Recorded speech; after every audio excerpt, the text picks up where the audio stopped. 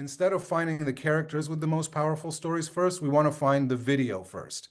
We want to find the strong video first of Russians invading churches, then go into the video frame by frame.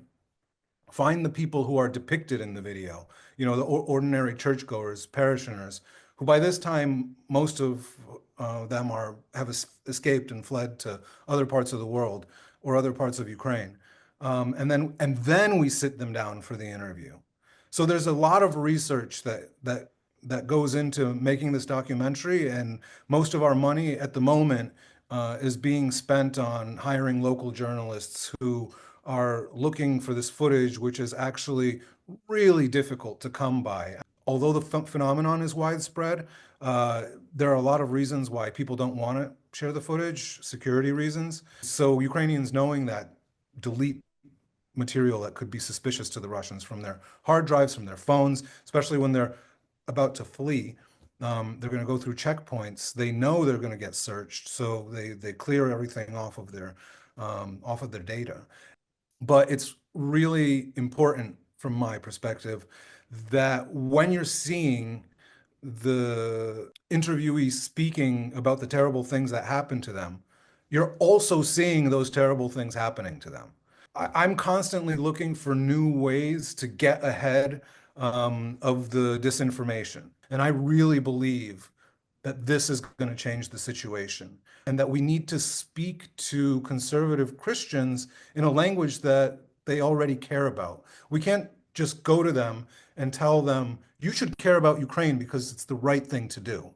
No, we should tell them, here's what you care about. These things are in Ukraine as well. And you should know about these things that you already care about.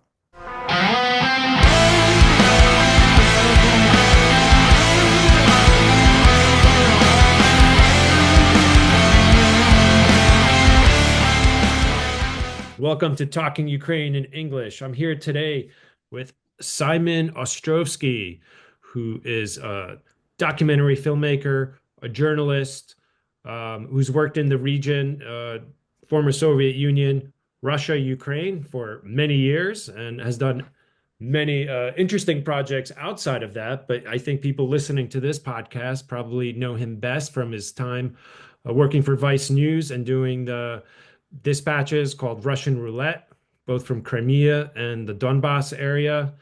And he's got a new project relating to the war in Ukraine today and the role of the Russian Orthodox Church in that. So we're looking forward to talking with you, Simon, about your new project, some of the work you've done in the past, and your perception of what's happening today with, on the current international stage in regards to Ukraine.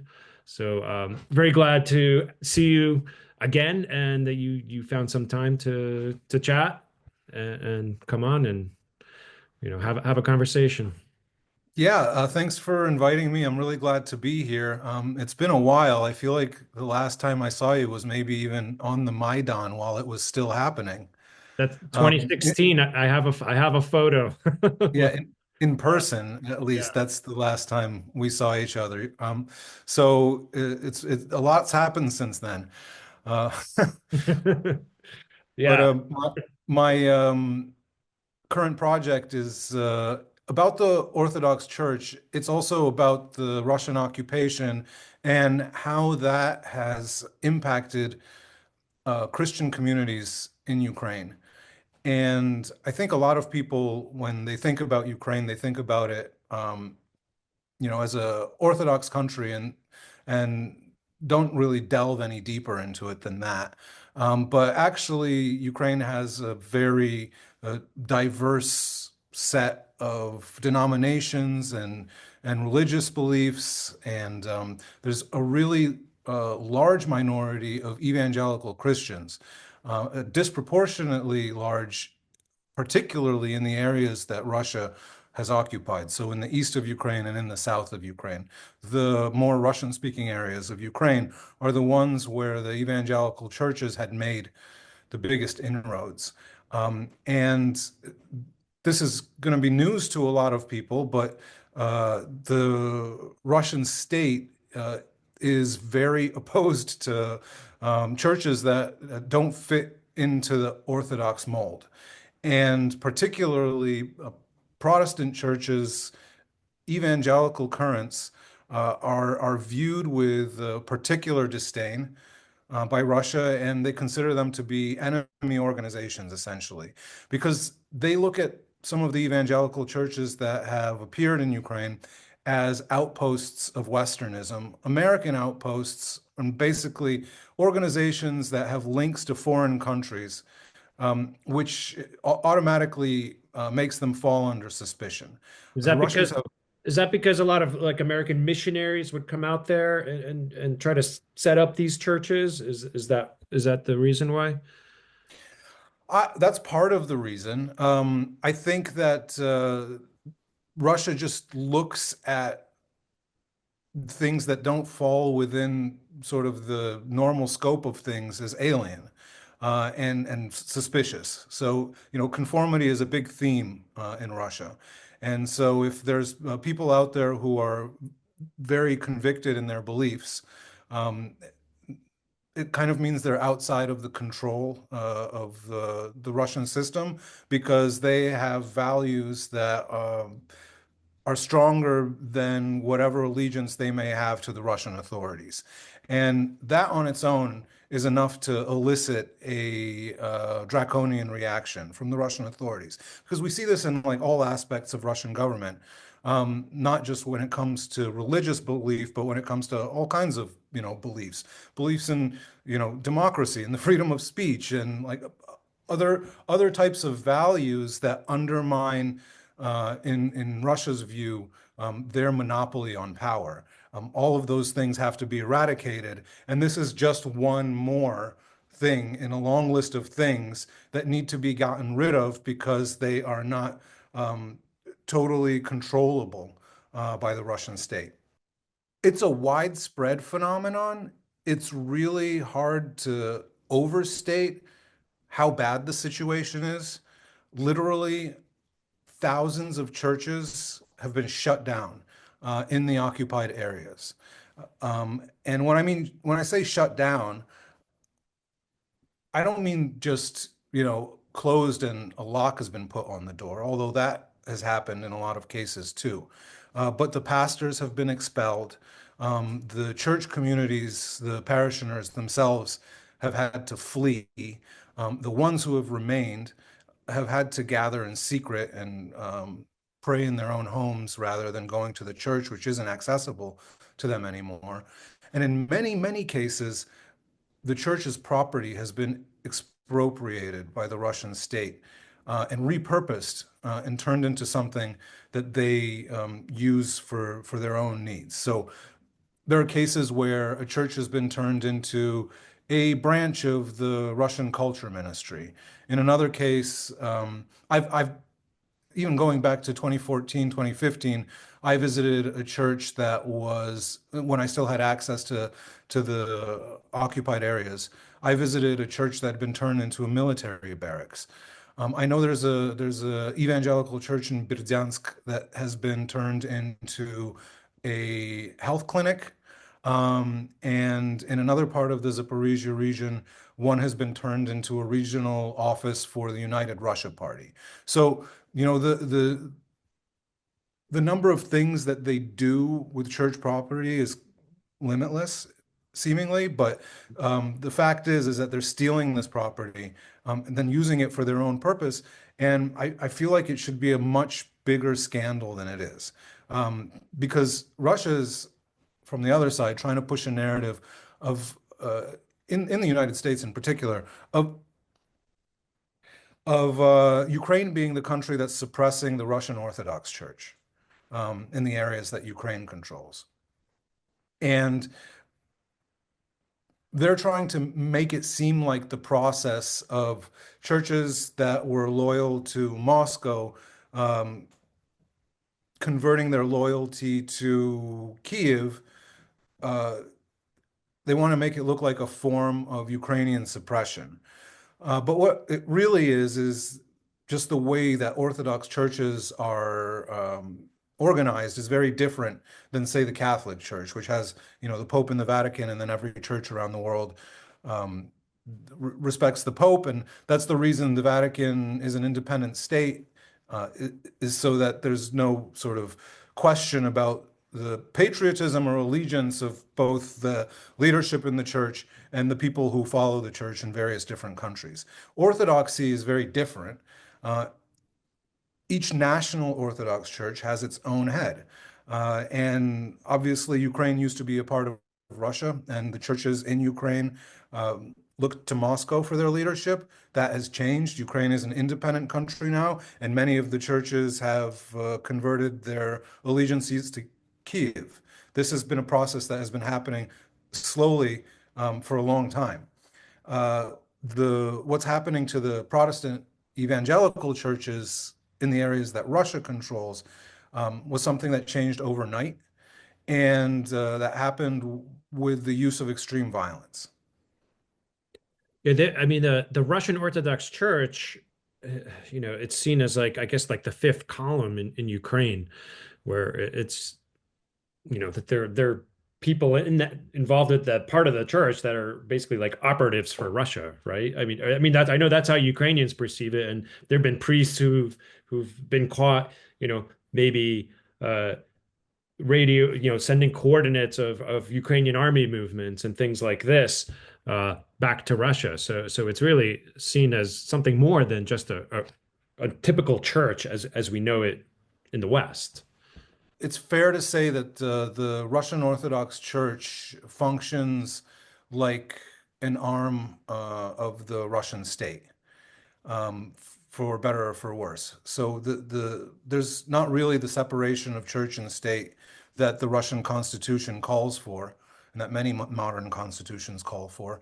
The ideology is kind of intertwined, and in fact, I think Russian Orthodoxy is a stand-in for ideology in Russia after this vacuum that happened when the Soviet Union collapsed. And so the thing that came into its place was the Russian Orthodox Church, and then the Russian leadership eventually accepted the sort of ethical norms of the Russian church to be the new ethical norms of the modern Russian state. And then they empowered the church to sort of dictate these morals and these norms. But it goes much further than that.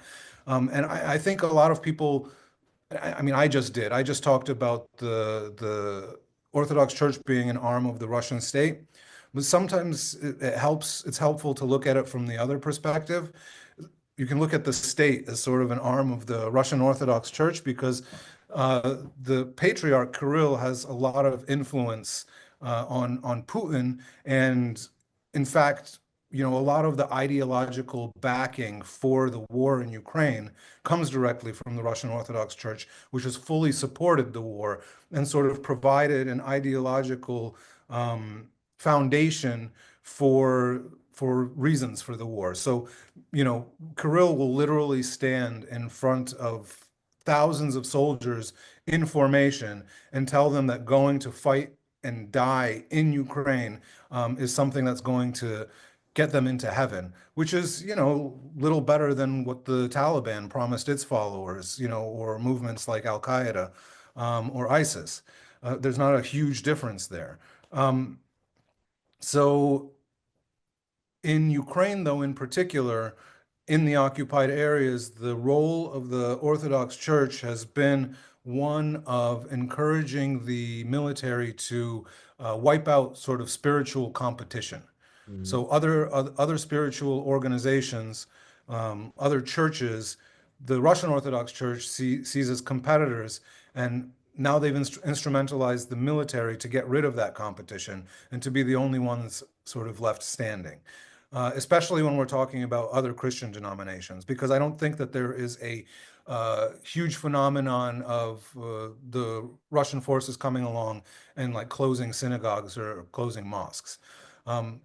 There are sort of individual incidents of brutality that happen with Muslims and Jews, but they're usually not linked to those people being Muslims or Jews. They just happen to be in the wrong place at the wrong time or have the wrong sort of political views, like anybody else in Ukraine. or they're ethnic Crimean, so they're being targeted for their ethnicity rather than their religion. I'm working on a pretty expansive documentary film on this topic. It's an independent film that we're crowdfunding for because I think it's important for Americans to know that this is happening right now in Ukraine, to know that when Russia takes over a territory, the war doesn't end. I think there's um, a lot of people who are well-intentioned in the United States who want to see the war stop so that the killing stops, which I totally get, who don't understand that just because there's not fighting happening in an area that Russia controls doesn't mean that there aren't purges happening in the area that Russia controls. And those purges are really, really sort of widespread, and religious belief is one of the regions you can get purged. For example, in the Kherson region that was partially liberated by Ukrainian troops, those church communities were able to return to their churches only after the Russian military was kicked out. Because right on the other side of the river from Kherson city, in the rest of Kherson region, the churches are still closed. So the difference couldn't be starker. I think that's something a lot of people who want the war to end or see some sort of cessation of hostilities don't understand, like you said, and people in the Trump administration, probably Trump himself, that just making some sort of freezing the front line as it is isn't going to stop the Russian invasion. It isn't going to stop the violence. Isn't going to stop the Russian aggression. And that is a story for some reason that's not really, the torture, the interrogations, the filtration camps, the persecution of the church. Anyone who refuses basically to sign on board with the Russian passport is going to have their life, complicated significantly if not, being removed from those territories or whatever. So this what your story that you want to tell here, I think is really important, especially for people in the MAGA world to hear, because those people really I feel like they have some sort of kinship with this conservative Russian church, and they try to find some common ground there, and maybe that's where there's this I don't know, embrace of Russia, but they don't really understand what's happening, right? So this story that you're telling, I think, illustrates that, Yeah. and can target that audience perhaps. So because it's of the religious Christian, um, the story is the fundamental story in what, so I've seen someone listening, there's a trailer out Simon has on his Twitter, where you can get a good feel for the intensity and the visuals and the production value of it. So I encourage you to check that out. I guess the film doesn't have a title yet, right? No, it doesn't. But yeah, the teaser that we put together is up on my Twitter account, which is at Simon Ostrovsky. I've got it up on YouTube as well. I really recommend watching it full screen with the sound up if you have the opportunity, instead of watching it on your phone, because it's just much more powerful that way. I'm really proud of the teaser, but it's only gotten us part of the way. There's still a long way to go before this turns into a feature-length film, which is going to be 10 times as strong and have a real impact. I can tell that already. The reason that I got into covering this topic is because I saw the impact of the stories that I did on it for NewsHour last year on PBS. So those were short news features that were 10 minutes long each, and they came out around the time of the congressional vote for Ukraine aid that was eventually passed. You remember that the Republicans held up aid to Ukraine for 6 or 7 months, even before Trump came into power. And I'm told that my stories on NewsHour about the persecution of evangelicals was one of the things that helped sway Mike Johnson, the Speaker of the House, and other Republicans to vote and pass the Ukraine aid, because they didn't know that Christians were being persecuted by Russia in Ukraine. And, at least momentarily, they had clarity on what needed to be done. Now, I think some of that clarity has evaporated in recent weeks and months. And it's important to be talking about this subject again so that people don't forget. And we're actually taking a sort of counterintuitive approach with this documentary because, just to go talk about production for a little while, usually, when you're doing a documentary, and I've done several, the way you go about it is you find the most compelling stories. So you find the characters who the most incredible things have happened to, or the most unbelievable things have happened to, or the most awful things have happened to. And because of that, you go to them and you sit them down and you take an interview because they're going to tell you something that you're not going to hear every day. After you've done that part, the interview part, then you go and look for archival video that, sort of matches what they're talking about to illustrate the Illustrate the words that they're story. Yeah. saying, to illustrate the story. But let's say the interview is about the war in Ukraine, you might use some B-roll of a tank rolling by, but this isn't a tank that the person you interviewed ever saw. It's just a tank from somewhere else in the war in Ukraine, and it helps move the narrative forward. Um, so, this is the usual conceit in documentary filmmaking, and it works fine. But we wanted to go for something a lot more visceral. So we kind of put it on its head by, instead of finding the characters with the most powerful stories first, we want to find the video first. We want to find the strong video first of Russians invading churches, then go into the video frame by frame, find the people who are depicted in the video, the ordinary churchgoers, parishioners, who by this time, most of them have escaped and fled to other parts of the world or other parts of Ukraine. And then we sit them down for the interview.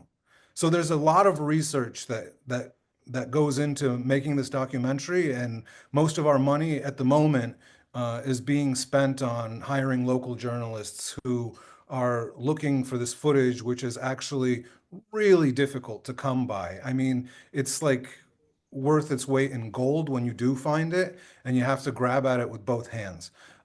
Because although the phenomenon is widespread, there are a lot of reasons why people don't want to share the footage, security reasons.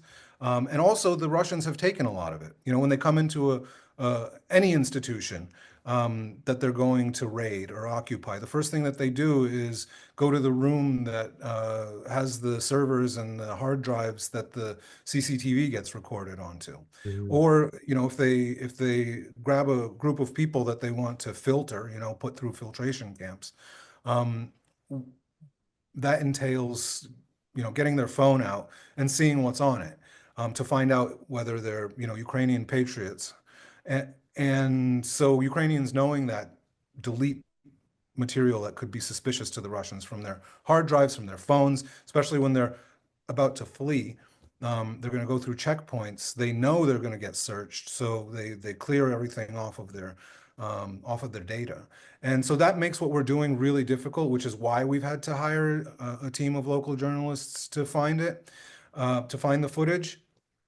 But it's really important from my perspective that when you're seeing interviewees speaking about the terrible things that happen to them, you're also seeing those terrible things happening to them. So, it's like we're not leaving much to the imagination, but in this era of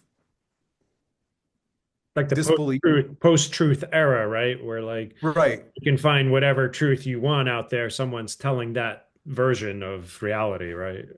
right. And so, I mean, I'm constantly looking for new ways to get ahead of the disinformation. No. 10 years ago, I did a film called Selfie Soldiers. It was investigating the presence of Russian troops fighting in Ukraine uh, in a period of history when Russia denied that it was involved in the war in Ukraine. So exposing the fact that Russia had sent troops there was really important in that moment.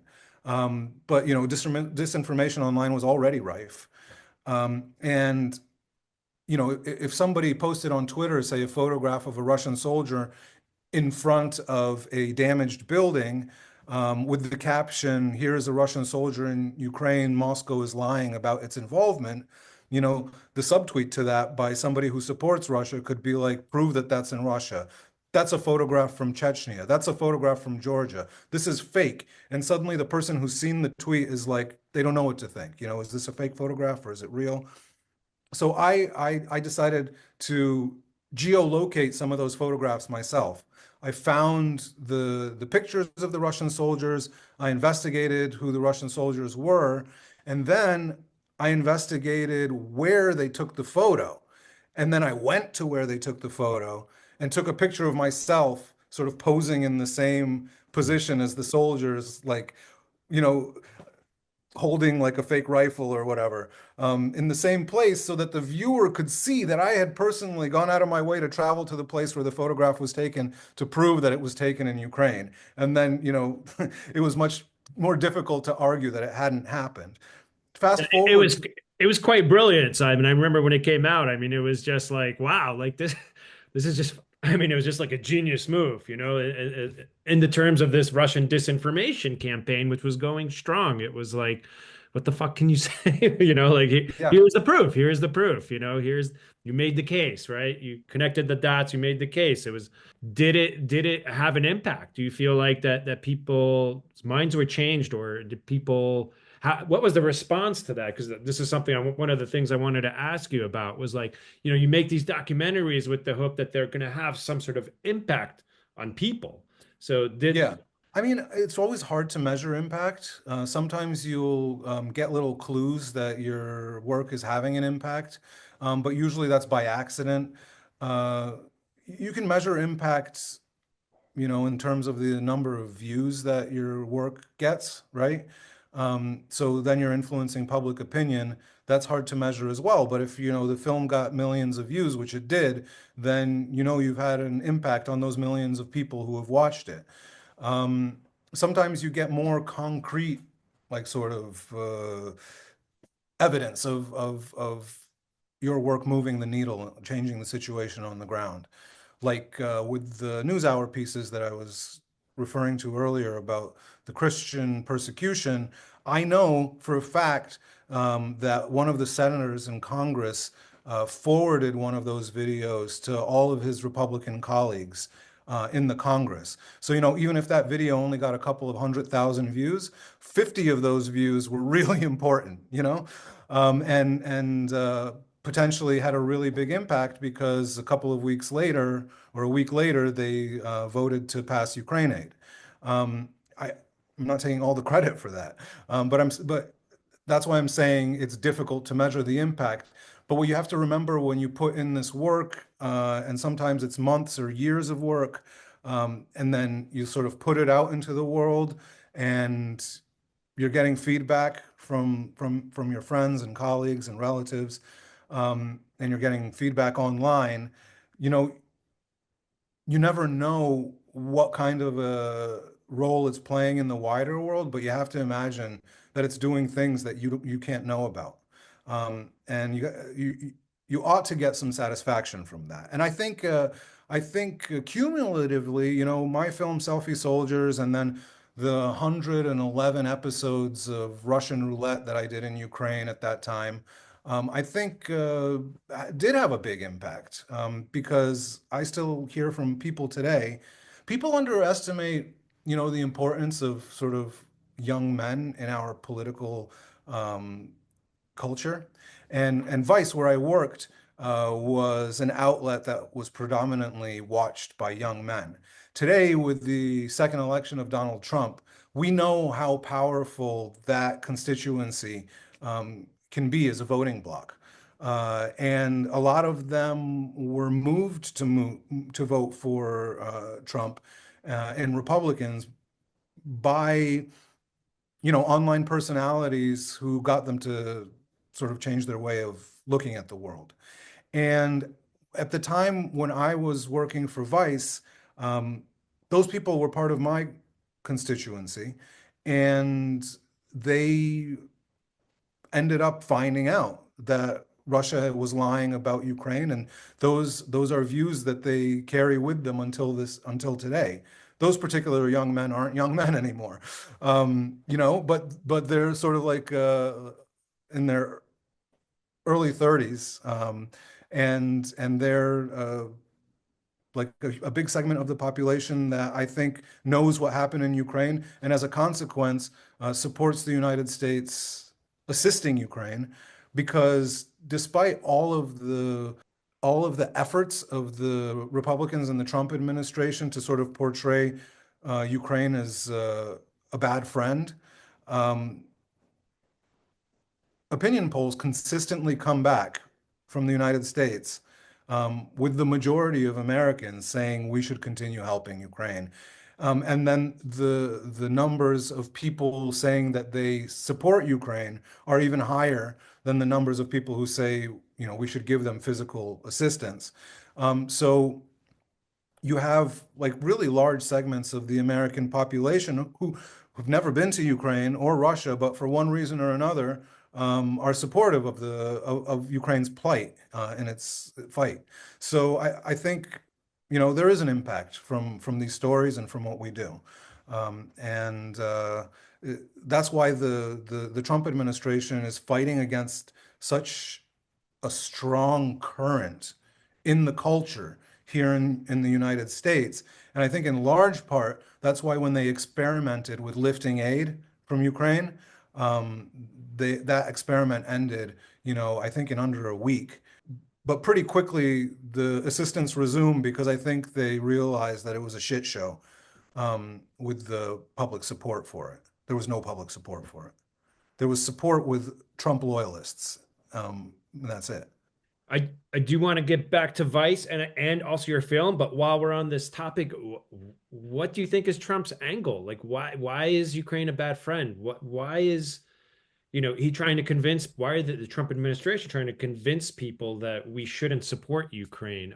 I mean, like, do you have any thoughts or Sure. perception I mean, of your I've got own a, I've got a, about that? Like what's I've going got a on, couple theories. What the fuck is going on? Yeah. Can you explain Um, it? yeah. I think there's two things happening here. There's like specific things related to his relationship with the current leadership of Ukraine. And there are more general things that are just part of his like more broad philosophy, of viewing the United States as a victim of usury by the rest of the world. So the specific ones are that during the Biden administration, and in the lead up to the first Trump election, the Republicans were trying to sort of gin up the Hunter Biden was a corrupt actor in the pay of Ukraine, who is a bad guy, and therefore his dad is a bad guy as well, and therefore you shouldn't vote for him. And they asked um, the Zelensky administration to provide evidence, anything that they could, dredge up or make up uh, about Hunter Biden to help Donald Trump in his own campaigns against Democrats. And what happened instead was the phone call that he had with Zelensky talking about that was leaked by Vindman. Vindman, and the whole thing blew up in Trump's face. And phone calls like that and meetings like that now have become commonplace. Uh, in the second Trump administration, we're not even surprised by it anymore. But at the time, this was a scandal that went on for months. The fact that Donald Trump had tried to leverage American power in a foreign country in order to damage a political opponent, um, which at the time was a very un-American thing to do in that ancient era.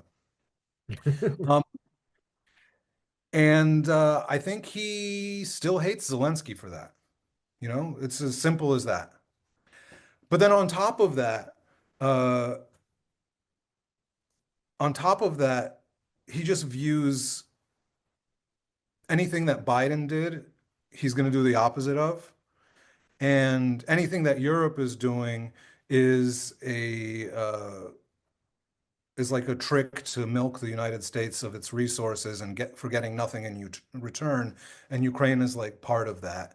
We're sending all our money there and not getting anything in return in Trump's view, and that's, the political platform. Unpopular opinion, and I don't really, I don't think that this is any way possible or sort of functionally you could carry this out. But it struck me after Donald Trump won the election, and me having covered this whole debacle of them having tried to pressure Ukraine before, that if Zelensky were to step down and somebody else appoint somebody else in his place because you can't do an election during wartime, or I don't know what the Constitution says who has to become the president in Ukraine when the president steps down. But had he stepped down sort of in the immediate weeks after Trump's election, then I think the relationship with Ukraine would have been a lot better. I'm not saying that that would have been the right thing to do, but it was a thought that crossed my mind.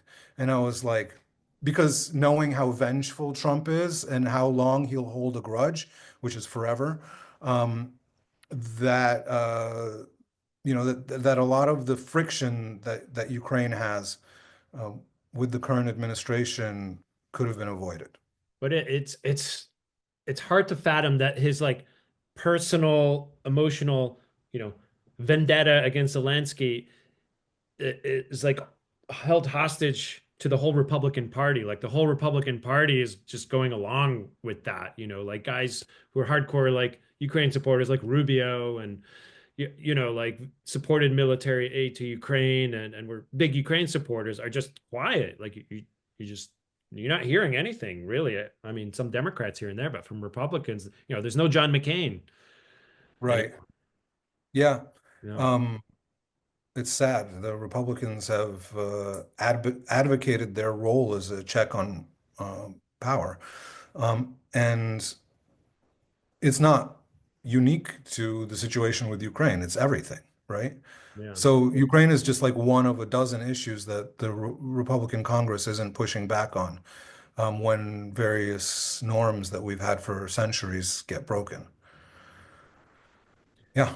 Yeah. But anyway, to rewind for a second, we want to find that footage of the Russians invading churches in order for Americans to be able to see it for themselves. And as you say, in order for people who, essentially the people who are in power right now, the conservative Americans and Christian conservative Americans, for them to see with their own eyes what's going on and why it is in their interest to support Ukraine. Because I always, I struggle with,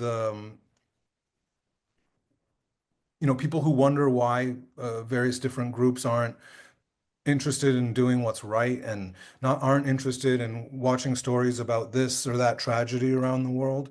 I think it's impossible to, find an angle that's going to get somebody who doesn't care about something to care about something. I think the way that you speak to a person is meeting them where they're at and bringing the story to them in a way that they're already interested in. And so with the documentary that I'm doing right now, I'm trying to speak to a constituency that I, really haven't talked to before as a journalist. And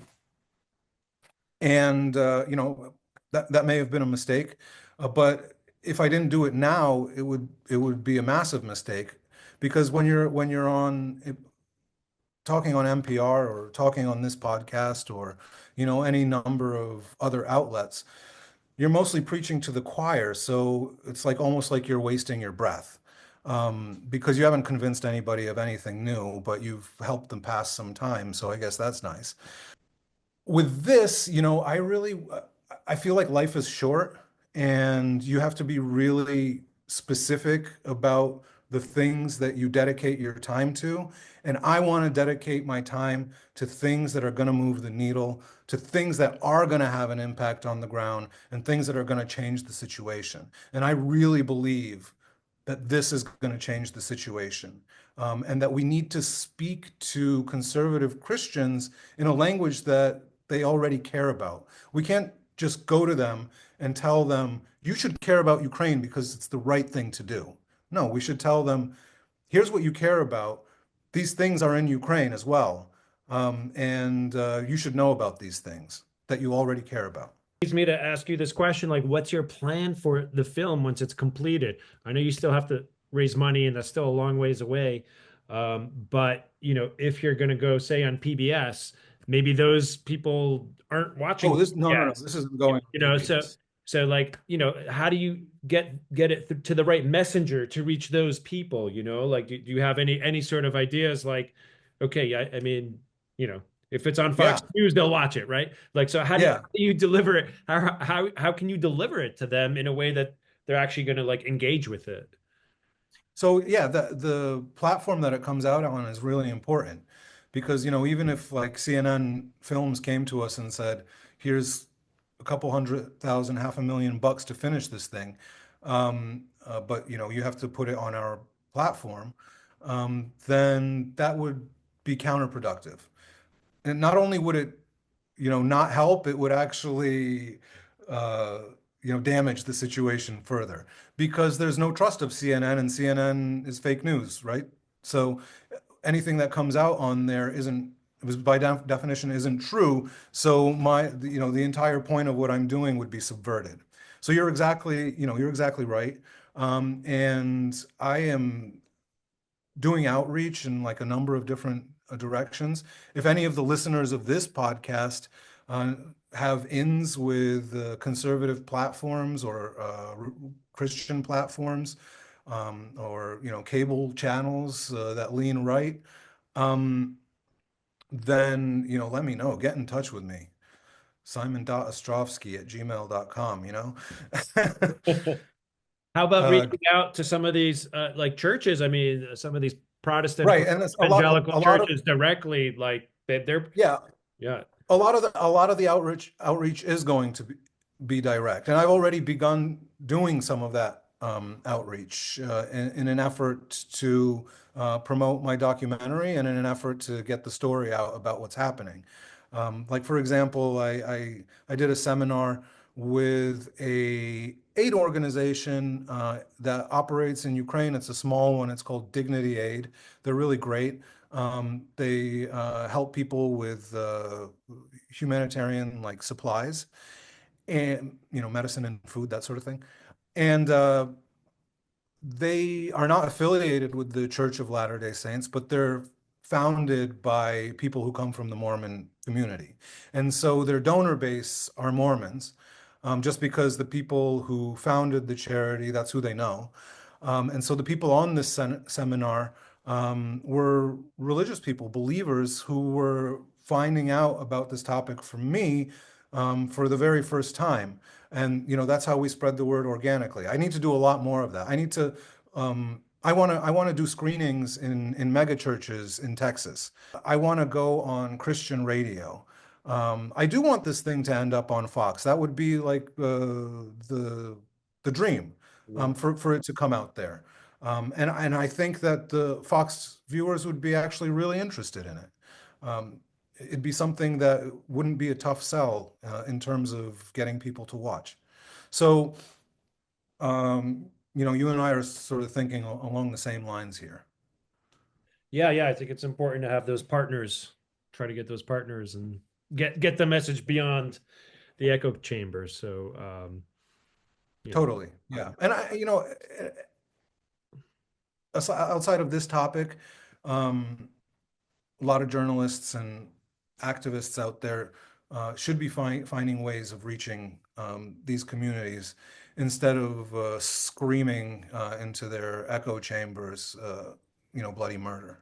yeah, it's hard, right? Because you just like isolate yourself in your social media like network, which usually is sort of sympathetic to wherever mind frame you have already, right? Uh, Yeah. it's a tough world these days with all this, you know, fake news. Everyone thinks there's everything is fake news and alternative facts, and it's just hard to like what's real, what isn't real, right? Like, and so I really hope that you can break through that. I mean, it's a it's a high bar, but I mean, Yeah. if someone checks out the trailer, I think they'll see that this is a Yeah, check universal out the story. trailer, guys, 'cause it's like it's really easy to understand what's going on when you see the trailer. And this film isn't riding on my personality or anybody's personality. There's no host. The only people speaking in the film are the people who this has happened to, and then the footage that you're seeing is the footage of it happening to them. So, you know, I guess my point in saying that is that this is a real phenomenon that is occurring. And so you don't really need to hype it very much because all the facts are there. All I'm doing is putting them together in one place. So Ukrainians often use the word genocide when talking about what Russia's intentions and tactics and actions are doing, but you don't really hear that word used much in the Western media. Um, Mhm. do you think that it's applicable, or is there a reason that people aren't calling it a genocide because it makes it too black and white, and that's not useful? Like I don't know. Do you have any thoughts about that word? Like why is it so loaded, and is it Yeah. applicable to what's happening? I mean, is that something that people watching in your film, is that part of the story at all? Like what do you think about? I mean, me personally, I've seen the word overused in 100 different contexts. And when a word gets overused, it kind of loses its meaning. So I think when Ukrainians talk about the genocide Russia is perpetrating, it doesn't like really hit the way they think it does. It's not like making anybody stand up and be like, "What? Really?" I think they think it has more power than it actually does. Mm, So I think the conversation around whether it is or isn't a genocide is kind of academic at the end of the day, because just calling it a genocide doesn't change the situation. I mean, look at what's happening in Gaza. And the Palestinians have been referring to it as a genocide. I don't think you can argue that the situation in Gaza is undercovered. Everybody knows what's happening there, but it hasn't impacted the situation at all. Just knowing that something is happening doesn't necessarily, the power of journalism isn't absolute. In fact, it's getting weaker and weaker with every year. So to go back to genocide for a second, I think there are two definitions of the word. There's like the legal definition, which you use in a court of law, and there are like a sort of list of aspects where if it's like any three of seven, then this is a genocide type of thing. And a lot of times it's stuff that people don't expect to be considered a genocide. But that's the legal definition. I don't think the legal definition of genocide, which I think is taking place in Ukraine, is the same thing as sort of our commonly accepted definition of what genocide is in the vernacular. Um, I don't think every massacre, every brutality, every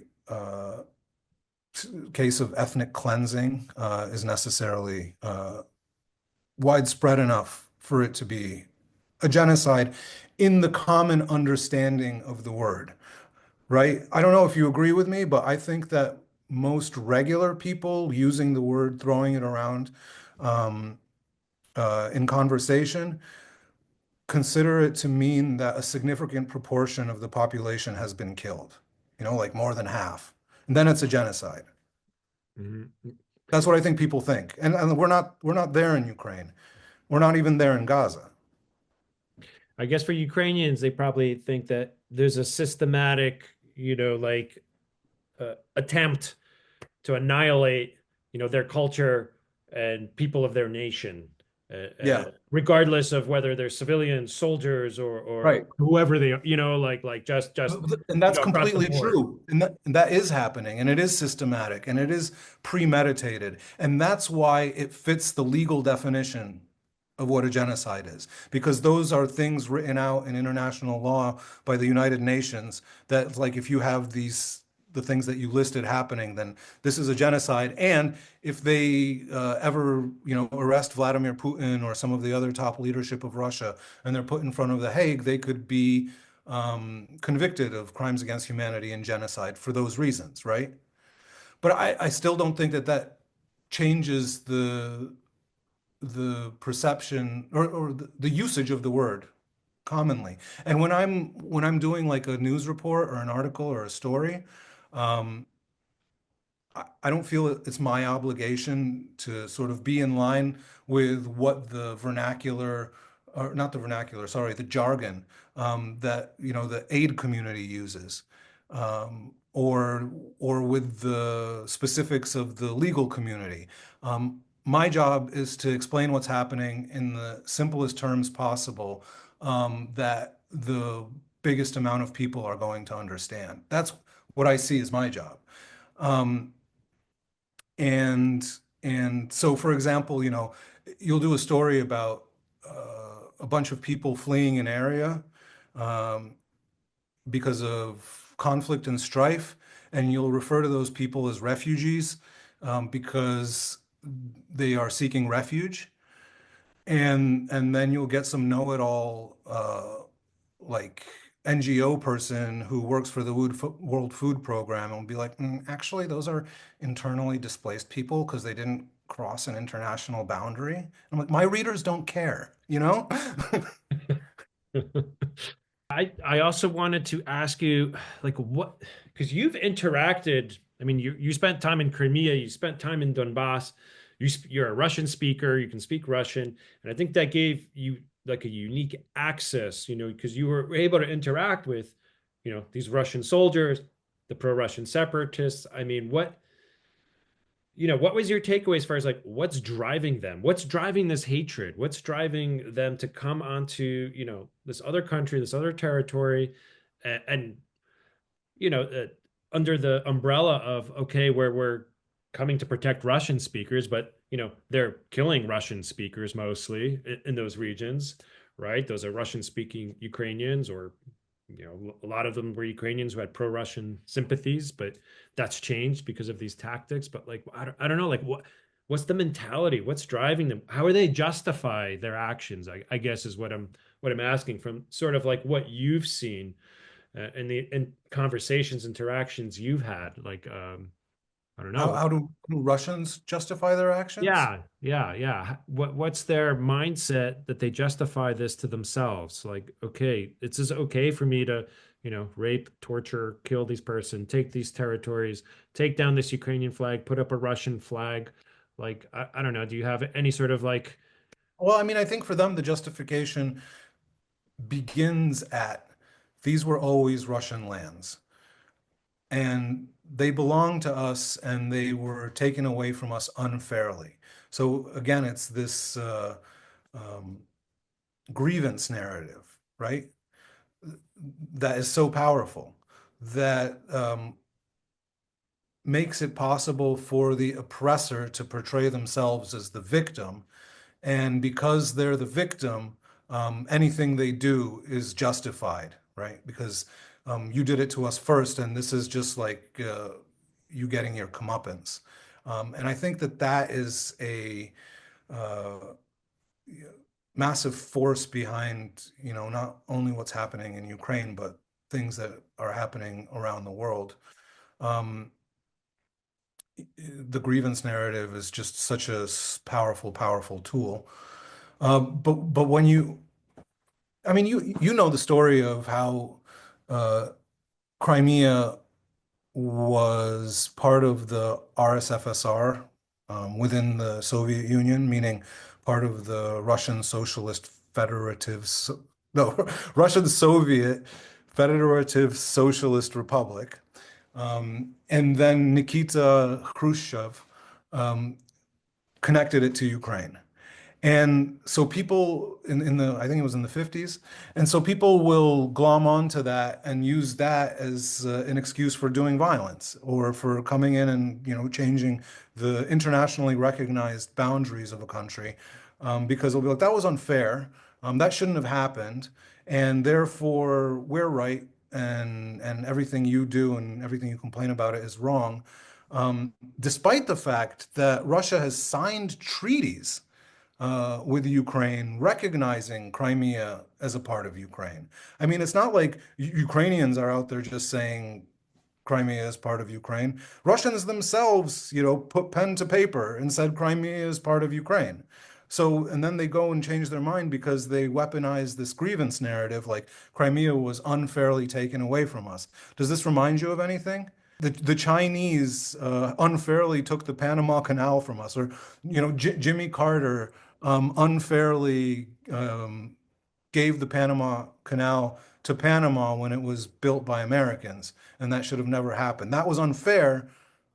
Therefore, our subsequent actions are justified, or will be justified when they take place. So you have to like sort of build that foundation in the popular imagination of something unfair having been done, and then you can get away with a lot.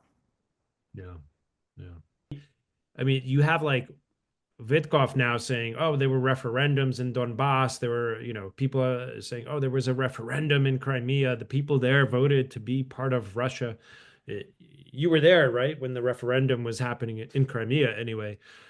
What I happened? mean, How did like, yeah, it was crazy to hear the America's negotiator um, just sort of mainline Russian propaganda narratives and then spew them out on primetime television in the United States.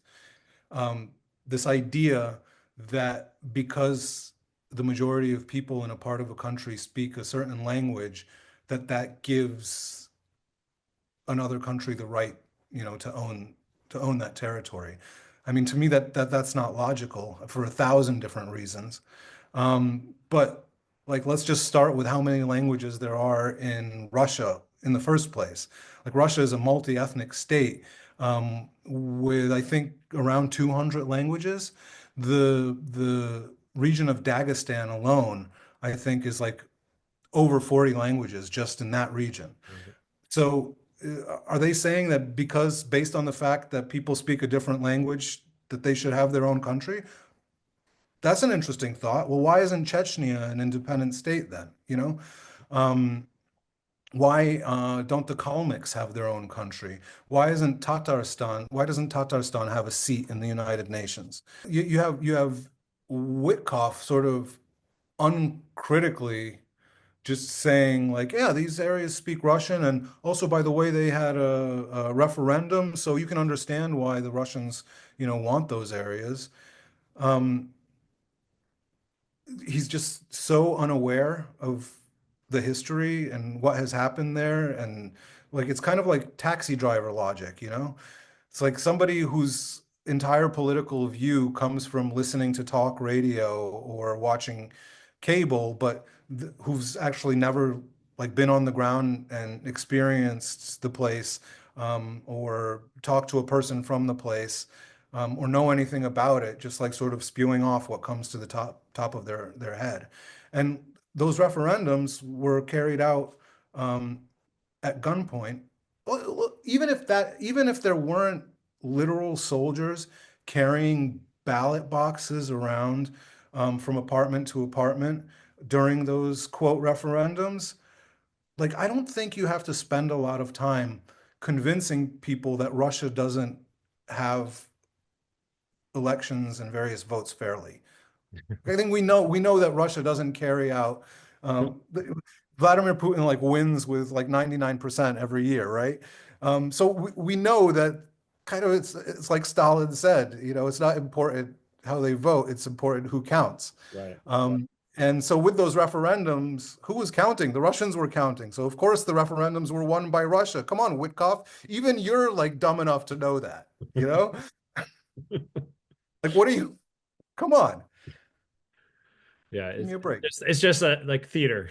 They put on a theater show, and I'm surprised how effective that show has been as an argument for some people who want to, anti-Ukraine argument. Because it was just absurd to me. Yeah. Yeah. Yeah. I wonder when the United States takes over Canada if they're not going to include Quebec because they speak French there, you know? I mean, that's a different language, so it's can't be part of. Or Wouldn't make sense, right? America should go back to Britain because that's Britain Right, was right. the empire Let's that go back yeah, further. Yeah. England, yeah, right? We're Like, giving Quebec to France. We're giving the United States to the British. Um, and there's actually a lot of redrawing of borders because, like, what's the first domino falls with this language theory? Like, I don't know where it ends. but speaking of dominoes, I think that's sort of what also the Trump administration fails to understand is how what happens in Ukraine has a domino effect on the rest of the world order. And the international world order, as we've known it, post World War II, the boundaries and rules and laws. I mean, that's just sort of like up in the air, I guess. If like Yeah, I mean, Putin some is people just rewarded, if want to Russia see is the rewarded for by these using these tactics, right? Like it's like, okay, this is an option. some people just want to see the world burn, you know?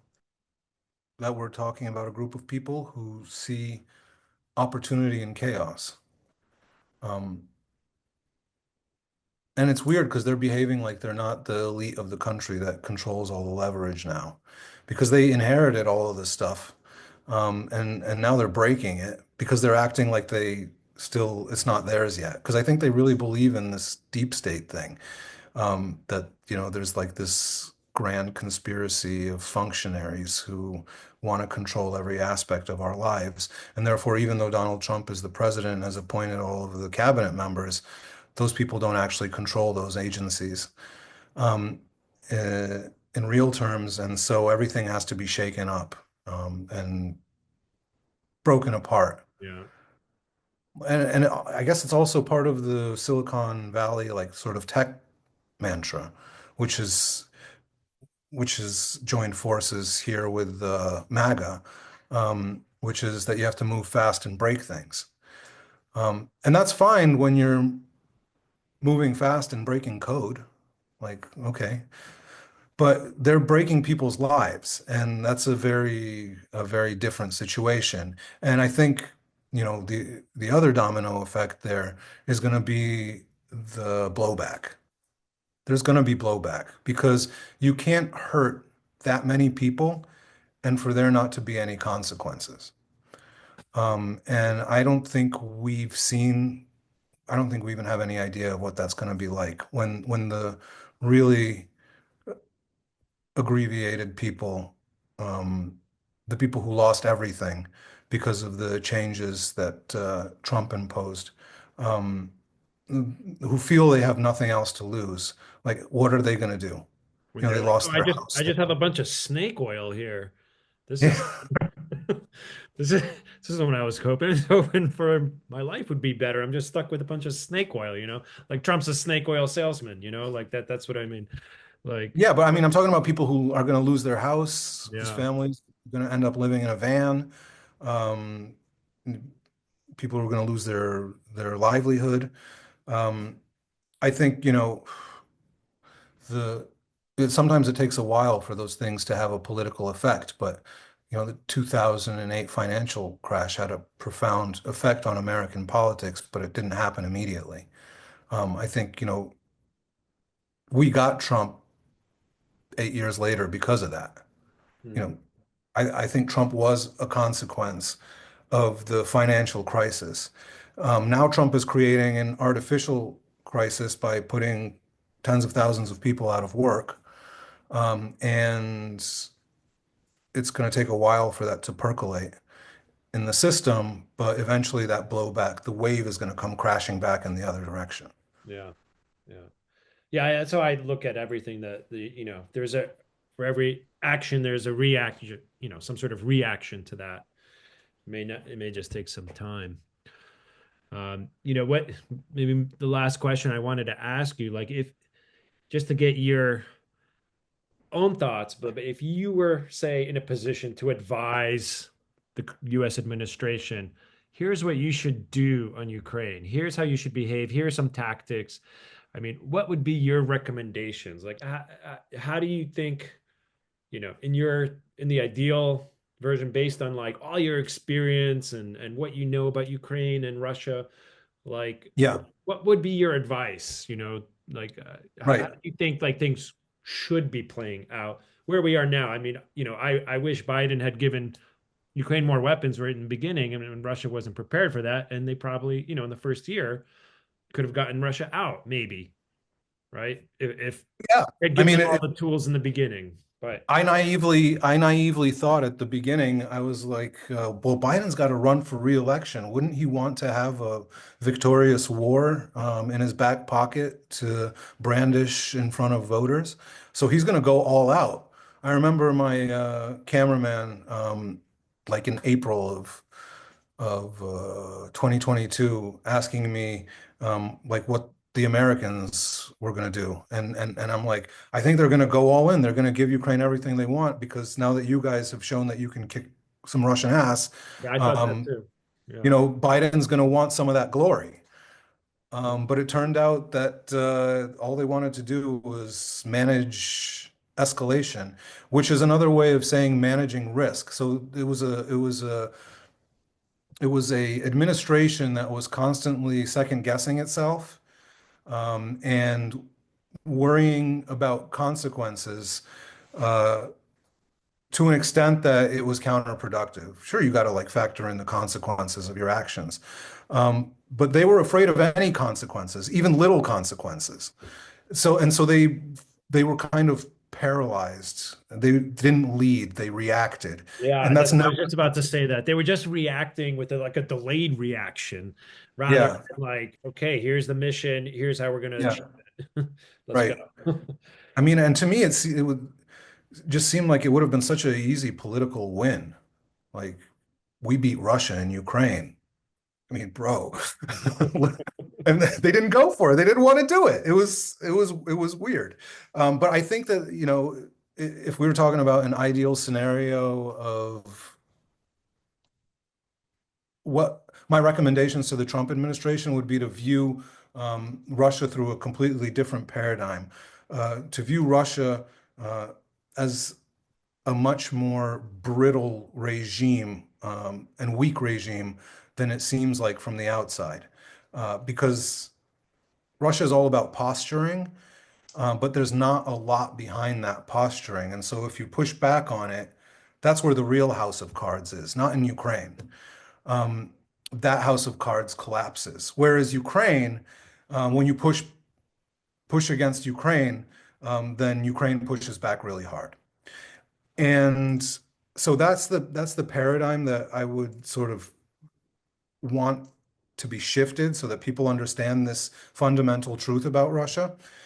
And then I would say a campaign of maximum pressure, even if we're just talking about like in these negotiations, even if we're not talking about helping Ukraine kick Russia out of its internationally recognized territory completely, but we're talking about freezing the front line where it is right now.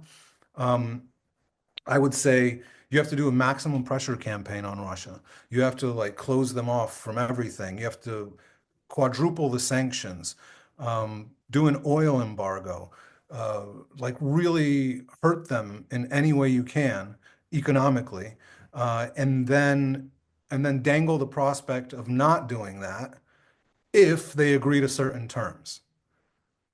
The Mm. terms being, Ukraine gets to join NATO or agree to a European security force that's going to guarantee the peace in the future, or agree to various different types of security guarantees that aren't going to allow Russia to break the ceasefire like it's done with every other ceasefire it's ever had with Ukraine.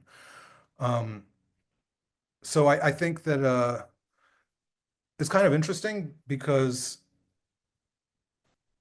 Donald Trump and Volodymyr Zelensky are kind of parallel politicians in my view. They they're similar in a lot of ways.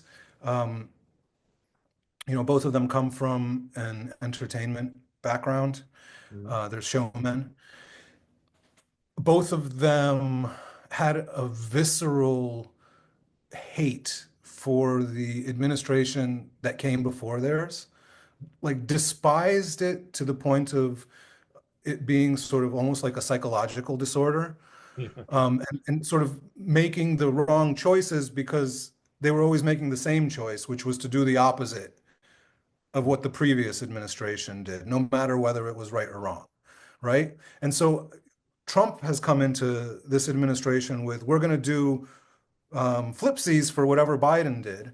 And Zelensky came in with the Poroshenko administration having preceded him being like, we're going to do everything opposite of what Poroshenko wanted. Um, and what that was at that time was Poroshenko is trying to wage war with Russia, man. That's so stupid. Like, why can't we just be at peace with Russia? That would be like so much better for everyone. That was his electoral campaign, and that's how he won the election. And he did a massive push for negotiations with Russia when he came into power, just like Donald Trump is doing right now. It's exactly the same. Mm.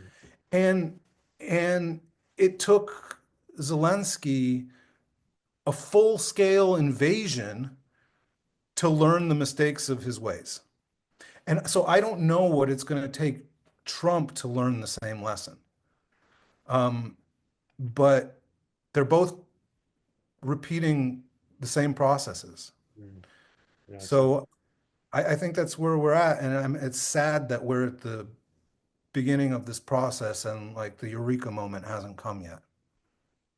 it may never come. It may never come. I don't know. He has the sympathy towards, Putin, I think, just wants to Well, I emulate mean, look, him and I think be in a I think brotherhood.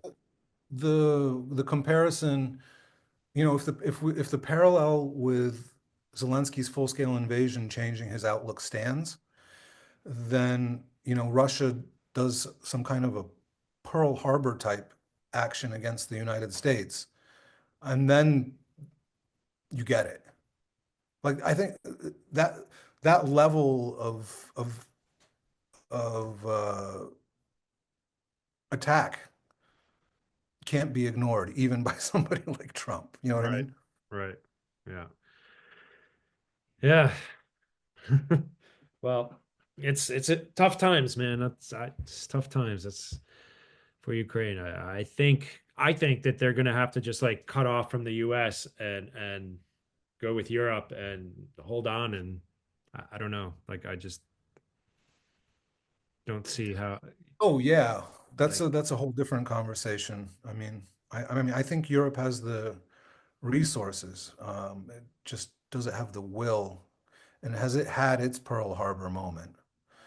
I feel like we're inching towards it, in the sense that they keep getting slaps in the face. The Munich conference and then the Zelensky meeting, and then the leaked Signal chat. yeah, Like J.D. Vance is like, why would we're not going to open shipping lanes for these European scumbags. The problem in Europe up till now is that there hasn't been support among the population for doing anything related to developing the military and the military industrial complex. But the more these sort of indignities build up, I think the more you get like sort of the grassroots asking their leaders to project a strong face to the world. And yeah, that might be what saves Ukraine in the end. maybe your film will play a role in influencing people back here in the States who just aren't aware of what's really going on there. People just aren't. They're not. I hope so. They're not aware. So I wish you the best with finishing that and getting it together. And I'm sure it will make an impact of some kind, as all your work has, really. I mean, you've been like really groundbreaking. I mean, watching those Russian roulette videos, like that was really groundbreaking stuff at the time. These little short documentary, these dispatches on the ground. I mean, it was It was cool. a wild ride. Yeah, yeah. Yeah. Yeah, I mean, you think about it, right? You were there like in Yeah. all those places that are occupied now as it was happening. I mean, that's it's so historic. People are going to revisit that. I think those videos just like learning, like those are going to be key. Like no one was really there on the ground covering it like you were at that moment in There time. were people. Yeah, there were people. They just weren't covering it in the same way that we were. But I can't pretend that I didn't like bump into like CNN and BBC crews in Donetsk. They were there. But yeah, no, we did create something special with the Vice News dispatches, and I think it really did have a long-lasting impact. In that you can go back and rewatch them now, um, and it's still watchable. Whereas I don't think you would want to go and watch a sort of 1 o'clock CNN release from that period Yeah. right now. I mean, you had a nice delivery, and you were like in the mix of it. I still remember that episode where like they stormed, I think maybe it was in Slavyansk, the city administration building, and took down the Ukrainian flag and took out the Russian flag, and you're just there with a camera, sort of like like in the middle of it all. Being like a like sort of the stereotypical Vice correspondent, being like, "Whoa, this is insane!" But it was actually insane. It was. It was. But yeah, you also saw that these were not just locals, right? Like, or that they weren't just like local people. Like, Yeah. those were, Yeah, I found out later that they were being led by Gherkin Strelkov, who's a Russian FSB officer. Like, didn't know it at the time, just seeing things happen, but eventually it came out. yeah, yeah. Important documentation, Simon, and I think so is this one. So But if you want to donate now, the PayPal is there. We're doing a thing where if you donate $500, then you get your name in the credits. And if you donate $5,000, you get a special thanks in the credits, and you get invited to the New York premiere of the film. So, but any amount is appreciated and encouraged. And also, yeah, thank you, Damien, for inviting me on the show to let me talk about this a little bit. It's been really good reconnecting, man. And wishing you the best of luck with this show as well. Доки всі сплять, доки сонце іще не зійшло, гине вогонь, догоряє остання лампада, де той літак, що світанком візьме на крило і понесе, там, де небо, тепло і зорепад, доки всі сплять, доки тиша скрипить за вікном, холод весни заповзає в кімнату над ранням, де той вокзал, що покличе сигнальним гудком і проведе між одвічними вперше й востаннє, доки всі сплять, доки сон обіймає рідню в світлі вогню, ти ледь чутно виходиш з кімнати, сонце встає, йде назустріч наступному дню, а літаки паротяги чекають команди рушати.